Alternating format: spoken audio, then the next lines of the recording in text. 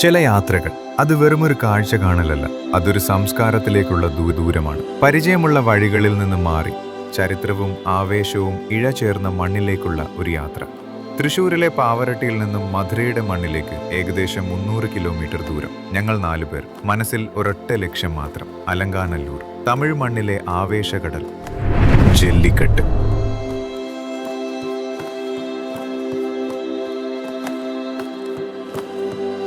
സമയം ഉച്ചതിരിഞ്ഞ് 5 മണി. സൂര്യൻ മറയുന്ന നേരത്താണ് ഞങ്ങളുടെ യാത്ര തുടങ്ങിയത്. തിരക്കുകൾ ഒഴിഞ്ഞ ഹൈവേയിലൂടെ പാട്ടുകൾ കേട്ട് വർത്തമാനങ്ങൾ പറഞ്ഞ് ഒരു യാത്ര. തൃശ്ശൂരിന്റെ അതിർത്തി കടക്കാൻ കുതിരാൻ തുരങ്കം വഴി ഞങ്ങൾ പ്രവേശിച്ചു. ഇരുളും വെളിച്ചവും മാറിമറിയുന്ന ഈ ടണൽ. ഇത് കടക്കുമ്പോൾ മുന്നിൽ തെളിയുന്നത് വെറുമൊരു റോഡല്ല സുഹൃത്തുക്കളെ, മധുര എന്ന വികാരത്തിലേക്കുള്ള കവാടം.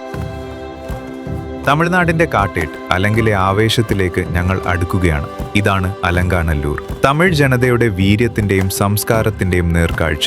ഇവിടെ നടക്കുന്നത് വെറുമൊരു മത്സരമല്ല, നൂറ്റാണ്ടുകൾ പഴക്കമുള്ള ഒരു പാരമ്പര്യത്തിന്റെ ആഘോഷമാണ്. മനുഷ്യനും മൃഗവും തമ്മിലുള്ള ആത്മബന്ധത്തിന്റെ കരുത്തിന്റെ അടയാളം, ജല്ലിക്കെട്ട്.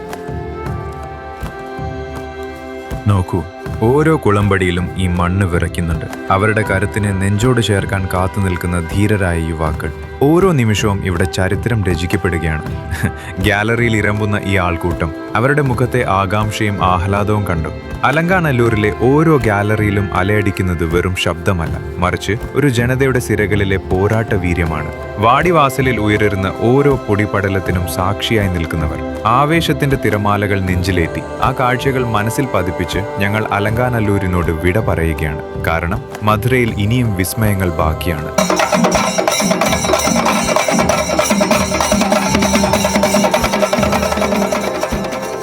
ജല്ലിക്കെട്ടിന്റെ ആവേശത്തിൽ നിന്നും ഞങ്ങൾ വന്നെത്തിയത് ശാന്തമായ എന്നാൽ പ്രൗഢഗംഭീരമായ മറ്റൊരു ലോകത്തേക്കാണ്. മധുരയുടെ ഹൃദയഭാഗത്ത് തലയുയർത്തി നിൽക്കുന്ന തിരുമല നായ്ക്കർ മഹൽ, ദ്രാവിഡ വാസ്തുവിദ്യയുടെ മഹാത്ഭുതം.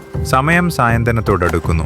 അസ്തമയ സൂര്യന്റെ പൊൻകിരണങ്ങൾ ഈ കൂറ്റൻ തൂണുകളിൽ തട്ടി നിൽക്കുന്നത് കാണാൻ തന്നെ എന്ത് ഭംഗിയാണ്. സായന്തനത്തിന്റെ തിരക്കിലും ഈ മഹൽ കാണാനെത്തിയ ജനക്കൂട്ടം.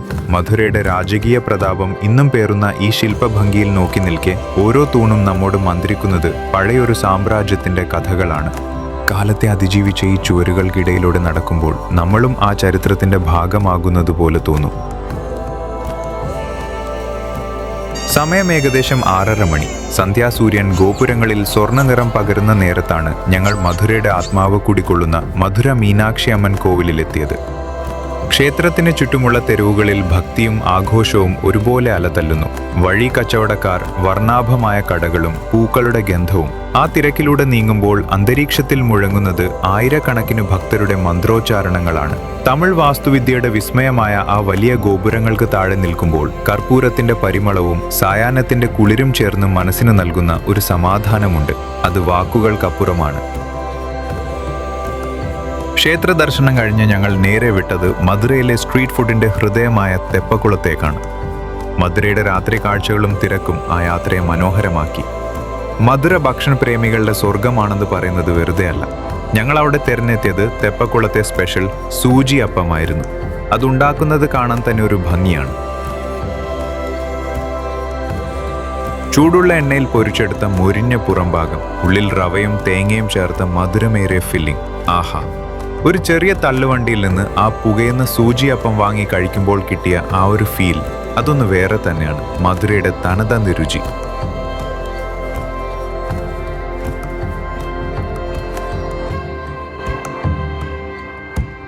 രുചിയാത്ര കഴിഞ്ഞ് മധുരയിലെ ഞങ്ങളുടെ യാത്രയിലെ അവസാനത്തെ വിസ്മയത്തിലേക്ക്, യാനൈ മലൈ. ദൂരെ നിന്ന് നോക്കിയാൽ മലയടിവാരത്ത് ഒരു വലിയ ആന കിടക്കുന്നത് പോലെ തോന്നിപ്പിക്കുന്ന പ്രകൃതിയുടെ അത്ഭുതം. കൂട്ടൻ ശിലാശില്പം പോലെ തലയുയർത്തി നിൽക്കുന്ന മല. ഈ മലയുടെ മുകളിൽ നിന്നുള്ള കാഴ്ചകൾ പകർത്തിയപ്പോൾ ഡ്രോൺ ദൃശ്യങ്ങൾ കണ്ട് ഞങ്ങൾ ശരിക്കും അമ്പരന്നുപോയി. മധുരയിൽ വരുന്നവർ ഒരിക്കലും മിസ് ചെയ്യാൻ പാടില്ലാത്തൊരിടമാണിത്.